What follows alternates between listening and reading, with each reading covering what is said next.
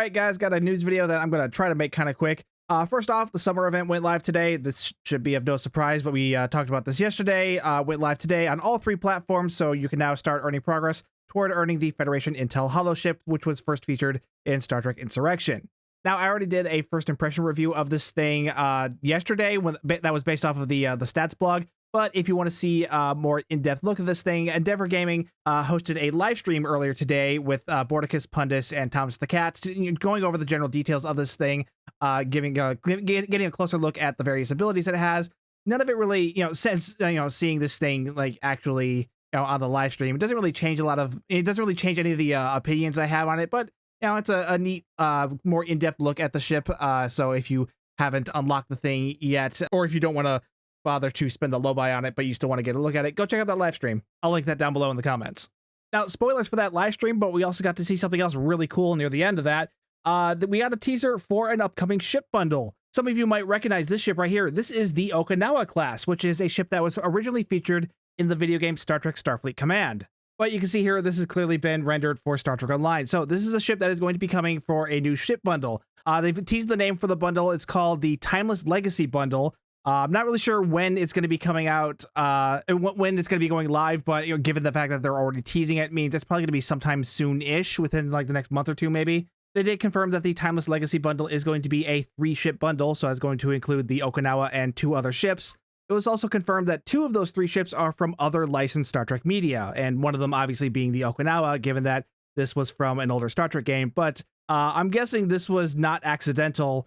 You can see here both Thomas and Pundus here both have boxes of Star Trek Legacy sitting in the background of their shots. So I'm guessing that's a little bit of a not so subtle teaser there to one of the other 2 ships that'll be in the bundle. So hopefully we'll hear more about that soon. And we've got more ship news today because Star Trek Online also released a revamped model for the Atlas today. So yeah, if you own the Atlas, you have access to this revamp for the ship. The ship has been given access to the somewhat recently made Type 0A hull, which is inspired by the hull, which is inspired by the look of the original Enterprise actual like physical filming model, as you can see it in the Smithsonian. That was like the major inspiration for this revamped hull material for the original series ships that we've been seeing on a number of ships already. Like the Constitution got it, Pioneer came with it when it got its revamp for Pioneer 2, and we know the Ranger recently got revamped for that too, which is probably telling of something. But yeah, now the Atlas has also gotten this revamp, which is a little surprising, but yeah, it's certainly a welcome change. I'm hoping this is also indicative of some possible release related to the Atlas 2, because they often don't revamp ships for no reason.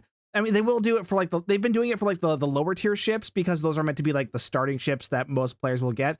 But Atlas is a lockbox ship. Not a lot of players, at least the general player base, doesn't really have access to it. So it seems odd to revamp this ship without them doing something else linked to the Atlas. So well, I guess we'll have to stay tuned for that. So and you keep our fingers crossed that something more for the Atlas will be coming soon. But regardless of whether or not anything does come related to the Atlas, this revamp, though, does look really nice. The new hull material looks great on it, but, it still looks great in the old Type 0 hull, if you like that instead.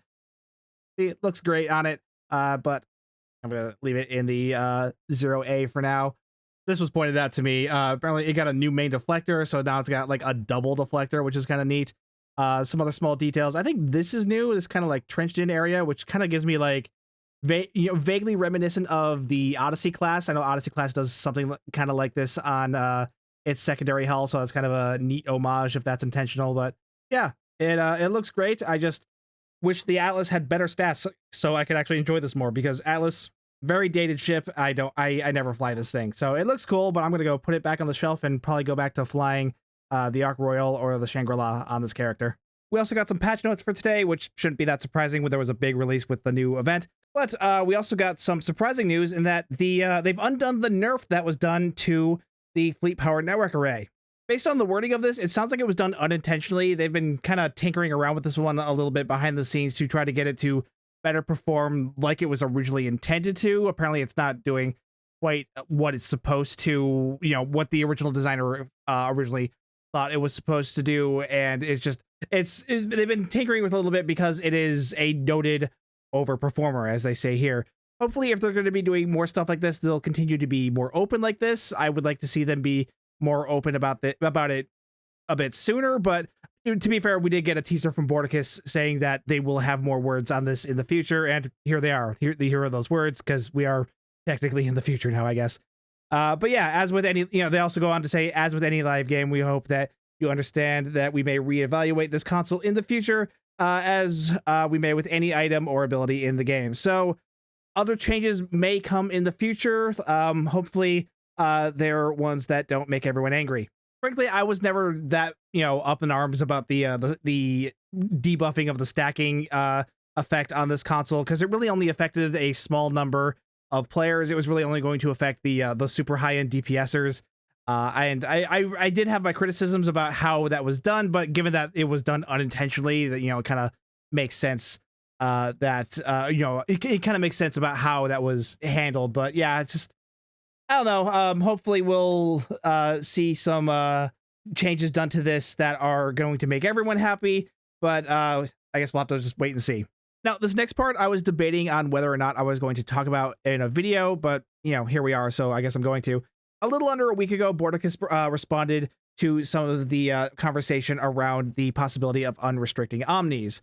And unfortunately, it seems that the design team is firmly of the belief that unrestricting Omni-Beams would cause, quote, irreparable damage to weapon itemization, as players would solely seek out Omnis and nothing else outside of cannons and torps for specific builds.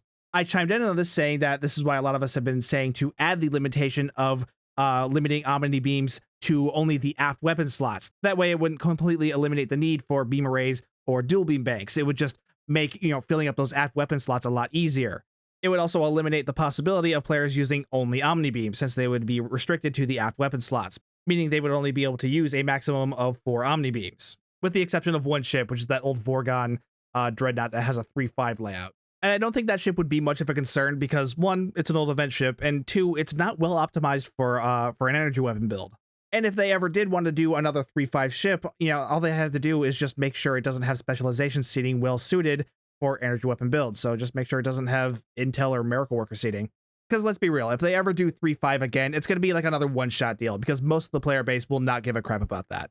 But yeah, Borticus declined to post a rebuttal to my comments, saying that it would probably be a waste of both of our times because we both firmly disagree on this topic, which fair. But it is unfortunate because this does seem to indicate that the possibility of Omni-Beam restrictions being lightened up or changed somehow seems to be a pretty firm no.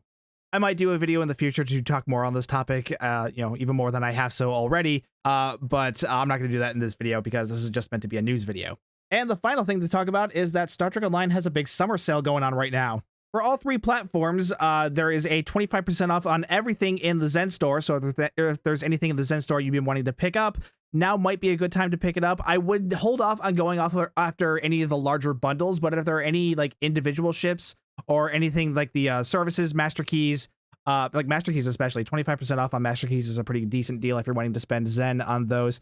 The services, like if you need more ship slots, more duty officer slots, anything that isn't like a big ship bundle, I would go after that. If you're wanting to go for like one of the larger ship bundles, I would wait for like a 35% off sale on ship bundles for that. And of course for Mud's Market, you're better off waiting for the 50% off Mud's Market ship bundles on there. And the other Mud's Market stuff, you really want to wait for bigger sales for those.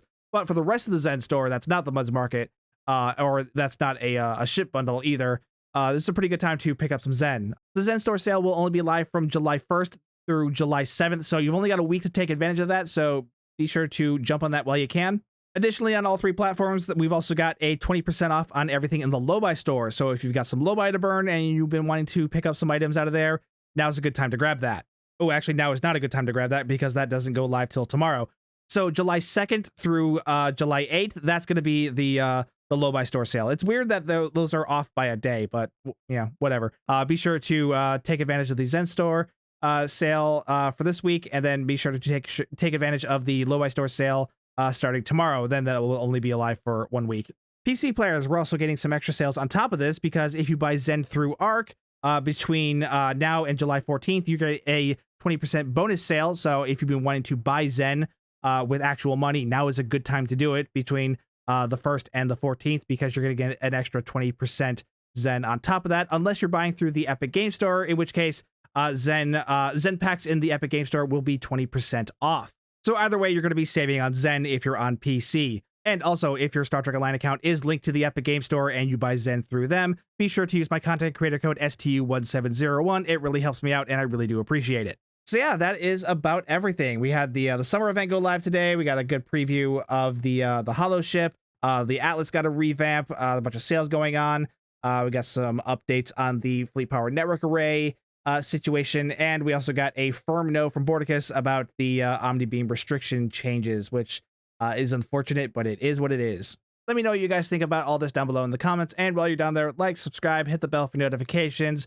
Be sure to check out the merch store down below and the affiliate links in the pinned comment. And again, if you are a user that uses the Epic Game Store, be sure to use my content creator code STU1701. Any of these really help me out, and I really do appreciate it. Either way, though, thank you so much for watching. My name's Stu, and I will see you guys next time.